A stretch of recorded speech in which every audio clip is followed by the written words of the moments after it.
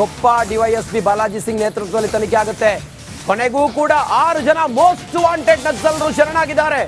ಚಿಕ್ಕಮಗಳೂರು ಕೋರ್ಟ್ನಲ್ಲಿ most wanted 6 ಜನ ನಕ್ಸಲರು ಶರಣಾಗಿದ್ದಾರೆ. ಕೊನೆಗೂ ಕೂಡ ಸುಮಾರು 2 ದಶಕಗಳಿಂದ ಇವರ ಹೋರಾಟ, ಕಾಡಿನ ಮಧ್ಯದಲ್ಲಿ ಇದ್ದುಕೊಂಡು ಸಮಾಜಘಾತುಕ ಚಟುವಟಿಕೆಗಳು, ನ್ಯಾಯ ಅಂತೇಳಿ ನ್ಯಾಯಕ್ಕೋಸ್ಕರ ಅಂತೇಳಿ ಹೇಳ್ತಾರೆ. ಆದ್ರೆ ಪೊಲೀಸರ ಮೇಲೆ ಅಟ್ಯಾಕ್ ಆಗೋದು, ANF ಅಧಿಕಾರಿಗಳ ಮೇಲೆ ಅಟ್ಯಾಕ್ ಆಗೋದು, ಯಾರು ಇನ್ಫಾರ್ಮರ್ ಇರ್ತಾರೆ ಅವ್ರ ಮೇಲೆ ಅಟ್ಯಾಕ್ ಆಗೋದು, ಈ ರೀತಿಯ ಚಟುವಟಿಕೆಗಳನ್ನ ಮಾಡ್ತಾ ನಕ್ಸಲ್ ಚಟುವಟಿಕೆಯನ್ನ ಮಾಡ್ತಾ ಇದ್ದಂತ ಸುಮಾರು 6 ಜನ ನಕ್ಸಲರು, ಕೊನೆಗೆ ಉಳಿದವರು 6 ಜನ.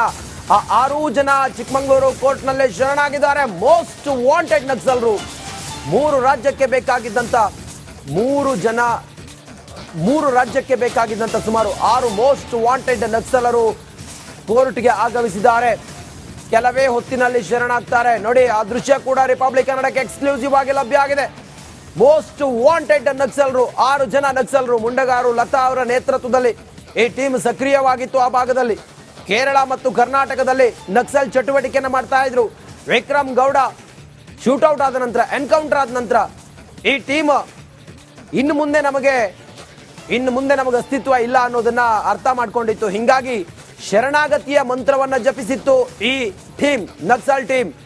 ಈಗ ಈ 6 ಜನ ನಕ್ಸಲರು ಶರಣಾಗೋದಕ್ಕೆ, ಮುಖ್ಯವಾಹಿನಿಗೆ ಬರೋದಕ್ಕೆ ಇವತ್ತೆಲ್ಲವೂ ಕೂಡ ರೆಡಿ ಆಗಿದೆ. ಹಾಗಾಗಿ ಕೆಲವೇ ಹೊತ್ತಿನಲ್ಲಿ ಅವರು ಬರ್ತಾರೆ. ಸುಮಾರು 10 ರಿಂದ 15 ನಿಮಿಷದಲ್ಲಿ ಅವರು ಕೋರ್ಟ್ ತಲುಪ್ತಾರೆ. ಕೋರ್ಟ್ನಲ್ಲಿ ಶರಣಾಗ್ತಾರೆ. ನ್ಯಾಯಾಧೀಶರು ಏನ್ ಶಿಕ್ಷೆ ಗುರಿಪಡಿಸ್ತಾರೆ ಅನ್ನೋದನ್ನ ನೋಡ್ಬೇಕಾಗಿದೆ. ಇವ್ರ ಮೇಲೆ ಸುಮಾರು 50 ರಿಂದ 100 ಕೇಸ್ಗಳಿದ್ದಾವೆ ಒಬ್ಬೊಬ್ಬರ ಮೇಲೆ. ಇದೆಲ್ಲದರ ವಿಚಾರಣೆಯೂ ಕೂಡ ನಡೆಯುತ್ತೆ. ಖುದ್ದಾಗಿ NIA ಕೂಡ ಪ್ರಕರಣವನ್ನ ದಾಖಲು ಮಾಡಿಕೊಂಡು ಇವರ ವಿಚಾರಣೆಯನ್ನ ಮಾಡುತ್ತೆ. ಎಕ್ಸ್ಕ್ಲೂಸಿವ್ ಫೋಟೋ ಇದು, ರಿಪಬ್ಲಿಕ್ ಕನ್ನಡಕ್ಕೆ ಮಾತ್ರ ಸಿಕ್ಕಿರೋದು ಎಕ್ಸ್ಕ್ಲೂಸಿವ್ ಫೋಟೋ. ಕೆಲವೇ ಹೊತ್ತಿನಲ್ಲಿ ಶರಣಾಗ್ತಾರೆ 6 ಜನ ನಕ್ಸಲರು ಕೂಡ ಕೆಲವೇ ಹೊತ್ತಿನಲ್ಲಿ ಶರಣಾಗ್ತಾರೆ. ಆ ದೃಶ್ಯವನ್ನು ಕೂಡ ನೀವು ಗಮನಿಸ್ತಾ ಇದ್ದೀರಿ. ಕಾಡಿನಿಂದ ಹೊರಗಡೆ ಬರುತ್ತಿರುವಂತ 6 ಜನ ನಕ್ಸಲರ ಫೋಟೋವನ್ನ ಗಮನಿಸ್ತಾ ಇದ್ದೀರಿ. ರಿಪಬ್ಲಿಕ್ ಕನ್ನಡದ ಎಕ್ಸ್ಕ್ಲೂಸಿವ್ ಫೋಟೋ ಇದು.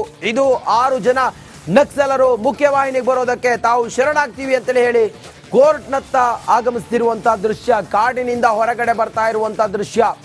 ಮುಂಡಗಾರು ಲತಾ ಇದ್ದಾರೆ, ಅದರಲ್ಲಿ ಅವ್ರ ಮೇಲೆ 85 ಕೇಸ್ ಇದೆ.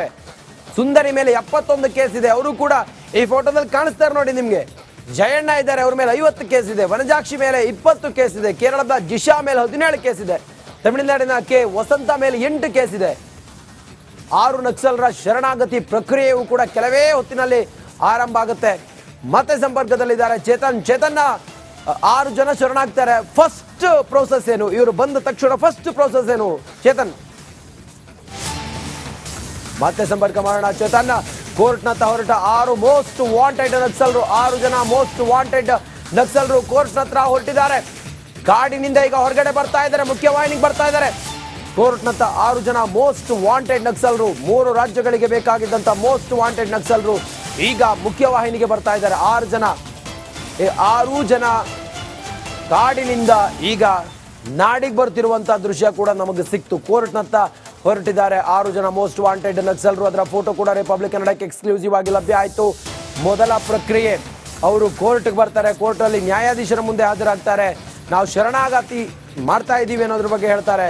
ಅದಾದ ನಂತರ ಕೋರ್ಟ್ ಅವರ ಕೇಸ್ಗಳಿದಾವೆ. ಸುಮಾರು 50 ರಿಂದ 100 ಕೇಸ್ಗಳಿದಾವೆ ಅವರ ಮೇಲೆ.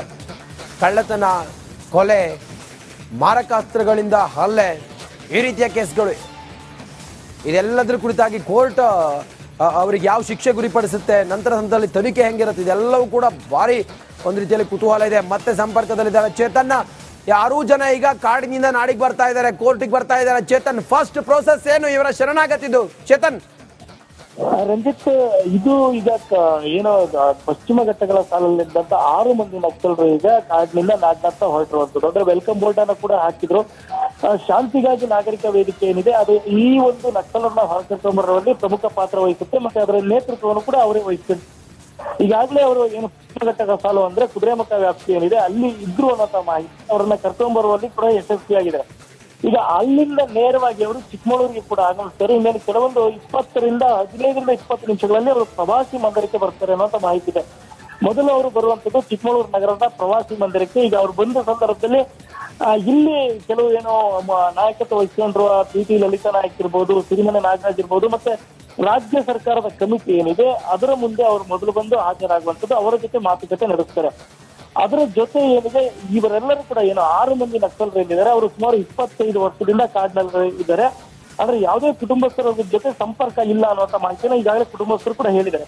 ಹಾಗಾಗಿ ಕುಟುಂಬಸ್ಥರ ಜೊತೆ ಒಂದು ಸುತ್ತಿನ ಮಾತುಕತೆಗೆ ಮತ್ತೆ ಅವರ ಯೋಗಕ್ಷೇಮವನ್ನು ವಿಚಾರಿಸಲಿಕ್ಕೆ ಅವರ ಸಂಬಂಧಿಕರು ಕೂಡ ಪ್ರವಾಸಿ ಮಂದಿರದಲ್ಲಿ ಕೂಡ ಅವಕಾಶ ಮಾಡಿಕೊಡ್ಲಾಗುತ್ತೆ. ಅದಾದ ನಂತರ ನೇರವಾಗಿ ಅವರು ತೆರಳೋದು ಜಿಲ್ಲಾಧಿಕಾರಿ ಕಚೇರಿಗೆ. ಏನು ಪ್ರವಾಸಿ ಮಂದಿರದ ಪಕ್ಕದಲ್ಲಿರುವಂತಹ ಜಿಲ್ಲಾಧಿಕಾರಿ ಕಚೇರಿಗೆ ಕೂಡ ಅವರು ತೆರಳುತ್ತಾರೆ. ಅಲ್ಲಿ ಜಿಲ್ಲಾಧಿಕಾರಿ ನೀಲಾ ನಾಗರಾಜ್ ಮತ್ತೆ SP ಏನು ವಿಕ್ರಮ್ ಅಮಟೆ ಇದ್ದಾರೆ, ಅವರ ಮುಂದೆ ಇವರು ಹೋಗಿ ಶರಣಾಗತಿ ಆಗುವಂಥದ್ದು. ಆ ಸಂದರ್ಭದಲ್ಲಿ ಒಂದು ಅನುಮಾನ ಇರುವಂತದ್ದು, ಅಂದ್ರೆ ವೆಪನ್ ಸಮೇತ ಬಂದು ಶರಣಾಗ್ತಾರ ಅಥವಾ ವಿತೌಟ್ ವೆಪನ್ ಬರ್ತಾರ ಅನ್ನುವಂಥದ್ದು ಇಲ್ಲಿ ಕೂಡ ಯಾವುದೇ ರೀತಿ ಸ್ಪಷ್ಟನೆ ಸಿಕ್ಕಿಲ್ಲ. ಅವ್ರು ಬಂದ ನಂತರ ಕೂಡ ಗೊತ್ತಾಗುತ್ತೆ. ಅಲ್ಲಿ ಜಿಲ್ಲಾಧಿಕಾರಿ ಅವರ ಮುಂದೆ ಅವರು ಶರಣಾಗತಿ ಆದ ನಂತರ ರಾಜ್ಯ ಸರ್ಕಾರದ ಏನೋ ಒಂದು ಪ್ಯಾಕೇಜ್ ನಲ್ಲಿ ಕೆಲವೊಂದು ಸೂಚನೆಗಳಿದೆ, ಏನೆಲ್ಲ ಪ್ರಕ್ರಿಯೆಗಳಿದೆ ಅದನ್ನ ಜಿಲ್ಲಾಧಿಕಾರಿ ಮಾಡ್ತಾರೆ. ಅದಾದ ನಂತರ ಅವರನ್ನ ಪೊಲೀಸರಿಗೆ ಕೂಡ ಅದೇ ಸ್ಥಳದಲ್ಲಿ ಕೂಡ ಒಪ್ಪಿಸಲಾಗುತ್ತೆ. ಅಲ್ಲಿ ನಂತರ ಯಾವ್ಯಾವ ಸ್ಟೇಷನ್ ಎಷ್ಟೆಲ್ಲ ಪ್ರಕರಣಗಳಿದೆ, ಚಿಕ್ಕಮಗಳೂರು ಜಿಲ್ಲೆಯಲ್ಲಿ ಎಷ್ಟು ಪ್ರಕರಣ ಇದೆ, ಉಡುಪಿ ಜಿಲ್ಲೆ ಹಾಗೂ ಶಿವಮೊಗ್ಗ ಮತ್ತೆ ಮಂಗಳೂರು, ಇದನ್ನ ಹೊರತುಪಡಿಸಿದರೆ ಕೇರಳ ಮತ್ತು ತಮಿಳುನಾಡಲ್ಲೂ ಕೂಡ ಇವರ ಮೇಲೆ ಪ್ರಕರಣಗಳು ಇರುವಂತದ್ದು. ಎಲ್ಲದರ ಮಾಹಿತಿಯನ್ನ ಪಡಿತಾರೆ. ಮತ್ತೆ ಸ್ಟೇಟ್ಮೆಂಟ್ ಅನ್ನು ಕೂಡ ಈಗ ಜಿಲ್ಲಾಧಿಕಾರಿ ಕಚೇರಿಯಲ್ಲಿ ಮಾಡಬಹುದು, ಇಲ್ಲದೆ SP ಕಚೇರಿಯಲ್ಲಿ ಮಾಡಬಹುದು. ಅದಾದ ನಂತರ ಇವೆಲ್ಲ ಪ್ರಕ್ರಿಯೆ ಮುಗಿದ ನಂತರ ನ್ಯಾಯಾಲಯಕ್ಕೆ ಹಾಜರುಪಡಿಸುವಂತ ಕೆಲಸಕ್ಕೆ ಪೊಲೀಸರು ಕೂಡ ಮುಂದಾಗ್ತಾರೆ. ಅದು ಸಂಜೆ ಹೊತ್ತಿಗೆ ಆಗಬಹುದು ಅನ್ನೋಂತ ಸಾಧ್ಯತೆ ಈಗಾಗಲೇ ಪೊಲೀಸ್ ಇಲಾಖೆ ಹೇಳ್ತಾ ಇರುವಂತದ್ದು. ಅಲ್ಲಿಗೆ ಹಾಜರಾದ ತಕ್ಷಣ ನ್ಯಾಯಾಲಯ ಯಾವ ರೀತಿ ಅವರ ನ್ಯಾಯಾಂಗ ಬಂಧನಕ್ಕೆ ಕೊಡುತ್ತೋ ಅಥವಾ ಇವತ್ತೇ ಬೇಲ್ ಕೊಡುತ್ತೋ ಅನ್ನುವಂಥದ್ದು ನ್ಯಾಯಾಲಯಕ್ಕೆ ಬಿಟ್ಟಂತ ವಿಚಾರ. ಬಹುತೇಕ ಅವರನ್ನ ಇವತ್ತು ನ್ಯಾಯಾಲಯಕ್ಕೆ ಹಾಜರುಪಡಿಸಿದ ನಂತರ ಈ ಹಿಂದೆ ಏನು ಶರಣಾಗತಿ ಆದ್ರು ಅವ್ರನ್ನೆಲ್ಲರೂ ಕೂಡ ಜೇಸಿಗೆ ಕೊಟ್ಟಿತ್ತು, ಅಂದ್ರೆ ನ್ಯಾಯಾಂಗ ಬಂಧನಕ್ಕೆ ಕೊಟ್ಟಿತ್ತು. ಅದೇ ರೀತಿ ಇವರನ್ನು ಕೊಡಬಹುದು ಅನ್ನುವಂಥದ್ದು ಈಗ ಸದ್ಯಕ್ಕೆ ಇರುವಂಥದ್ದು. ಇದರ ಜೊತೆ ಅಂದ್ರೆ ಈ ಹಿಂದೆ ಆದಂತಹ ಶರಣಾಗತಿ ಪ್ರಕ್ರಿಯೆಗಳೇ ಬೇರೆ, ಈಗ ಆಗ್ತಿರುವಂತಹ ಪ್ರಕ್ರಿಯೆನೇ ಬೇರೆ ಆಗ್ತದೆ. ಯಾಕೆಂದ್ರೆ ಈ ಹಿಂದೆ ಪೊಲೀಸರು ಮಾಡ್ತಿದ್ರು, ರಾಜ್ಯ ಸರ್ಕಾರಕ್ಕೆ ಸಂಬಂಧಪಟ್ಟಿತ್ತು. ಆದ್ರೆ ಈಗ ಇದು ಕೇಂದ್ರ ಸರ್ಕಾರದ ಅಡಿಯಲ್ಲಿ ಬರುವಂಥದ್ದು. ಅಂದ್ರೆ NIA ಏನಿದೆ, NIA ಅಡಿಯಲ್ಲಿ ANF ಕೂಡ ಬರುತ್ತೆ. ಮತ್ತೆ ನಕ್ಸಲ್ ಚಟುವಟಿಕೆಯನ್ನ ಎಲ್ಲವನ್ನೂ ನೋಡ್ತಿರುವಂಥದ್ದು NIA. ಹಾಗಾಗಿ NIA ಅಧಿಕಾರಿಗಳು ಕೂಡ ಜಿಲ್ಲೆಯಲ್ಲಿ ಬೀಡುಬಿಟ್ಟಿದ್ದಾರೆ ಅನ್ನುವಂತ ಮಾಹಿತಿ ಇದೆ. ಅವರು ಯಾವ ರೀತಿ ಕ್ರಮವನ್ನ ಕೈಗೊಳ್ತಾರೆ ಅಥವಾ ಅವರು ನ್ಯಾಯಾಲಯಕ್ಕೆ ಹಾಜರುಪಡಿಸ್ತಾರೆ, ಅವರು ಕಸ್ಟಡಿಗೆ ಪಡಿತಾರ, ಇವೆಲ್ಲವನ್ನು ಕೂಡ ಕಾದ್ ನೋಡ್ಬೇಕಾಗುತ್ತೆ. ರಂಜಿತ್, ಓಕೆ, ಥ್ಯಾಂಕ್ ಯು ತಮ್ಮೆಲ್ಲ ಮಾಹಿತಿಗಾಗಿ. ಚೇತನ್, 6 ಜನ ನಕ್ಸಲರು 3 ರಾಜ್ಯಗಳಿಗೆ ಬೇಕಾಗಿದ್ದಂತ ಈ ನಕ್ಸಲರು, ಮೋಸ್ಟ್ ವಾಂಟೆಡ್ ನಕ್ಸಲರು ಶರಣಾಗತಿಯ ವಿಚಾರ, ಆ ಮೂಲಕ ನಮ್ಮ ರಾಜ್ಯದಲ್ಲಿ ನಕ್ಸಲ್ರಿಂದ ಸಂಪೂರ್ಣವಾಗಿ ಮುಕ್ತವಾಗುತ್ತೆ. ನಕ್ಸಲ್ ಮುಕ್ತವಾದ ರಾಜ್ಯ ನಮ್ಮದಾಗುತ್ತೆ.